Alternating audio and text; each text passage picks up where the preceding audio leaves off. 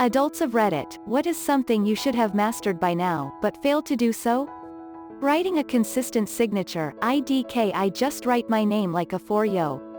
Mine is my first initial, then a scribble, then my last initial, then a slightly longer scribble, then a long slash over the top of the second half, which I guess is crossing the T in my last name. It looks like a sneeze on a page, but I do it consistently, so I guess that's the point. Edit, till literally everyone on earth can convincingly forge my signature. Not procrastinating. Time fucking management. This is sue me. I've been making the same lazy ass mistakes and expecting different results. Jesus, man. I'm 39. I need to get it together and quit procrastinating. Better get back to work now. This actually has some very helpful, insightful information. In summary, procrastination is an emotional response because we're afraid of what that dreaded task will entail. Then we feel bad later, so our brain encourages us to do something else that makes us feel good as a coping mechanism. How do you overcome this? Well, you can't ignore the emotions that are causing you to procrastinate. There isn't a lot of information in here about how to cope with your emotions, but they do recommend that you cultivate mindfulness. This is a difficult thing to understand if you're not familiar with the concept, but meditation appears to be the key. When it comes time to tackle those projects, stop looking at the big picture and focus on small tasks. Every time I bite my tongue or the inside of my cheek, I am reminded how I still have not mastered chewing after decades of chewing daily. If it makes you feel better, you have chewed things hundreds upon hundreds of times this week alone. A bite of steak might be a dozen or more chews, and you'll take many bites of it. Think not about how you haven't yet mastered chewing, but how your chewing failure rate is like one failure per several thousand operations, which isn't bad. Keeping my bedroom clean. Always thought as a kid that it just magically happened for adults. It doesn't. You still have to clean your bedroom even when you are 33. And cleaning in general. My house is a mess and I feel like it's an uphill battle. It's not gross, but nowhere near my mom's standards. I went in the opposite direction when I went away to college. I kept my room obsessively neat. My house was always cluttered and unkempt while I was growing up, as my mom had 4 kids and 3 to 4 dogs, along with nieces and nephews frequently being babysat. We never actually dined at the dining room table, because it was always covered in papers, laundry, change, tools, toiletries, whatever items someone decided to put there. Clumps of dog hair would blow across the floor like tumbleweeds. Empty, full, and partially filled cups were left out everywhere. Books that no one read, air conditioners, and boxes of random shit were stuffed in every corner. Picture the house in Malcolm in the Middle, only not as severe. Christmas was really the only time the house was neat, if only to make room for the decorations. Being neat and organized became my way of establishing a sense of control over my own space. It's easiest when you don't let chores build up, but clean things immediately after use or whenever you notice them. Eventually it just becomes a habit, rather a chore. I would love to be able to do this, but with my wife and I, 3 kids, 2 dogs, and 4 cats, I would never do anything except clean. Here's what we do: figure out what has to be done on a regular basis and make a list. Decide 1 or 2 tasks you absolutely don't want to do, pick 3 or 4 tasks you don't mind doing and become chief of those, and never again worry about the tasks you hate most. I'm chief of surface cleaning. I don't mind sanitizing, wiping, scrubbing, or dusting. I'll clean tubs and showers and toilets and the microwave and range all day if it means I don't have to declutter countertops or organize the fridge, which annoys me to no end. I'm happy with that trade-off. Husband is chief of inventory and putting things where they belong.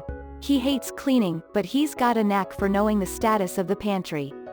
Kiddos are too little to contribute much yet, but oldest daughter at 5 is getting the hang of loading and unloading the dishes and folding clothes. She's chief of her own laundry and her toys. The twin toddlers are trained, so far, to pick up their toys. They're interested in sorting and putting stuff inside stuff, so we're capitalizing on it and making it a game with ready, set, go. When it works, about 80% of the time, it's beautiful. Or, just trade money for problems. When we had the Cash pre-twins, we paid for a cleaning person for a little while and it was glorious. Accepting a compliment. I'm giving an awkward response 10 out of 10 times. The self-deprecating thing is so real. I love your haircut. Ack, thanks, my hair is thinning and just never looks right. What I've learned is I do that to stop what I call aggressive complimenting. That looks something like this: your hair looks great today. Thanks, did you do something new to it? It's really working today. No, I got it cut a week ago, it really looks great. Thanks, you must have a great stylist that it's growing out so nicely. Yeah, she's actually right up the street. Because it really looks nice today. And sometimes it doesn't even stop there. So what I've learned is reflective compliments. Your hair looks great today. Thanks, did you do something new to it? It's really working. No, but that means a lot coming from someone with your style. If the first thanks doesn't get them, the return compliment shuts it down 100% of the time. I can't tie a balloon once I've inflated it. Planning meals, eating healthy. Date, marry a food-conscious person.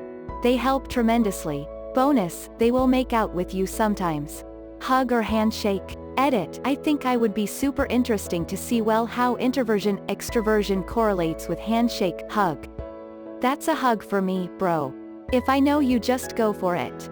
If I don't, then just ask. I'll almost always say yes because I'm starved for human touch. One of my favorite thing about my mom is I can just hug her or she just hugs me and we can just hug for a while and it's not weird cause she's my mom. Sleeping. Sleep is awful because it's so good. Like meth. Edit, I can't even believe this is the comment that gets me my first gold. Edit 2, serious, never meth. Not even once. I used to be terrible at this. Here are my tips. Step 1, OTC melatonin. There is no shame in needing a little help to get some Z's. Melatonin is an endogenous chemical that's secreted by the pineal gland. This chemical is naturally created in your body when darkness falls, unless you're one of the many people with a sleep disorder. If melatonin is intimidating, then some sleepy time tea will do the job. Yes, it's actually called sleepy time tea. You can get it at any major grocery store. Step 2, only sleep where you go to sleep. Don't fall asleep with the TV on because you are disrupting your REM and putting yourself in a sleep-starved state, likely unknowingly. Step 3, remove all light.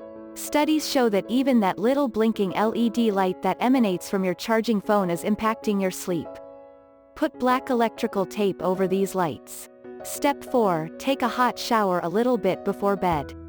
The increase in blood pressure and subsequent drop will allow you to fall asleep better. Extra points for tiring yourself out with exercise. Masturbate if you're lazy. Step 5, go to bed and wake up at the same time. This is where the melatonin comes in. You need to regulate your sleep cycle. It doesn't have to happen immediately or perfectly, but making it a goal is worth its weight in sleep. Going to bed and getting up at the same time every day in a consistent routine. Handwriting. It has gotten worse, not better, peaked at 4th grade. 36-year-old, can't whistle. I learned how to whistle at like age 20, randomly doing my weird sad whistling attempts while listening to music. It was about 2 a.m. and I ran outside, waited until I saw anyone, and whistled at them, then ran back inside. Not letting stupid people's opinions bother me. I get so many ignorant comments that I don't engage with because I think they're a waste of time. But I think about them anyway. Forever. A friend posted some ignorant shit on Facebook last weekend. I argued with her for days.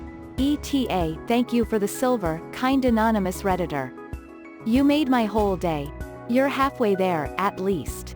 Not engaging with morons is huge. Often they are just trying to trigger you and will say whatever it takes to get the job done. Some people are just full of hate, insecurity, and will cut the world just to see it bleed. Don't misunderstand me, though. I let these boobs get under my skin way too often. I find it helps to attach a literal age that matches their projected intelligence and maturity. Who gives a shit what a 5-year-old thinks? Basic math. You think you know basic math until you're finger counting during a game of D&D. Edit, my first silver, thank you kind benefactor. Lol, can you imagine if it used complex math? The dragon breathes a cone of flame upon the party. Everyone within a cone that has a radius of 17.5 needs to make a saving throw, where the difficulty class is X as it approaches a value of 12.10 on a sinusoidal curve in relation to their target at position 4.65, 8.55. Failure means you take damage scaling down a tangential factor of -2e17 where the value decreases to 0 by an inverted magnitude. I don't know complex math anymore, just making stuff up. Don't correct my shit. Making friends. But most importantly maintaining the friendship. It just fizzles out. I wonder why. I am an avoidant according to attachment theory. Maybe that's why. Edit, I cannot not do it. How can I not? Thank you for the silver kind stranger, smiley face. Edit, not sure how accurate this theory is. It's just interesting to me. Even I've to research about this properly. So take all this with a pinch of salt. Same issue. Maintaining those relationships is always really difficult and I'm not entirely sure what you're supposed to do. None of it feels all that natural. From my experience, the key way to maintain relationships is to simply communicate with people regularly. I have some friends who have moved far away but I still message them from time to time and we still end up hanging out whenever they're in town. It's not one-sided though, both parties need to put in some effort to maintain the friendship and communication.